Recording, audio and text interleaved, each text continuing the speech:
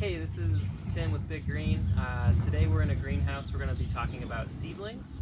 And as you can see, this is where seedlings are grown. We have a bunch of different sized pots, a bunch of different plants in here.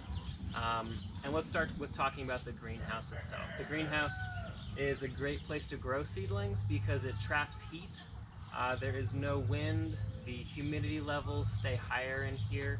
And so it's a great place for baby plants to grow without stressful adverse conditions like they might be experiencing out in a field outside.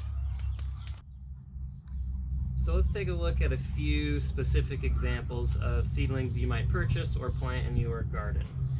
We have a tomato over here, lettuce, onions, some more lettuces, and peppers. And the first thing that you might notice is that these seedlings are growing in different sized pots.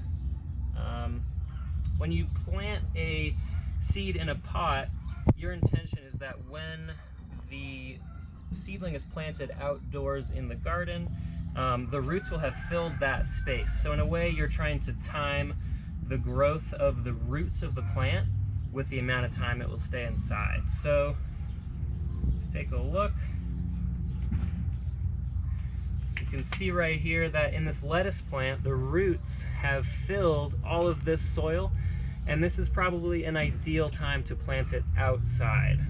What you usually want to do is just ruffle up those roots in the hopes that some of them will fall out and point outwards. You don't want to be too rough, but you want to encourage the growth outwards when you plant that plant in the ground. Okay, so the last thing that I want to mention here is that when you plant your seedlings in the ground, right before you do that, you're going to want to check for any flowers or fruits that might be on your plant. Something like tomatoes or peppers. This is very common, it might happen. But what you want is when the plant goes into the ground, when you transplant it, you want it to be in a vegetative state. If a plant is flowering, it's in a reproductive state. And in a reproductive state, a plant is putting all of its energy and all of its resources towards creating flowers and fruits because they are energy intensive.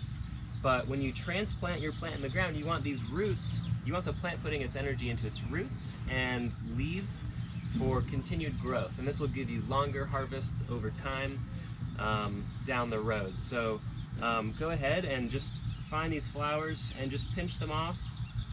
Working with this tomatillo plant right here, just pinching these flowers off. And this again will help this plant grow strong roots when I do put it in the ground, and then I'll get more flowers over time, producing more fruit over time. So thanks so much for listening. That's all I've got on seedlings. Good luck transplanting and happy growing.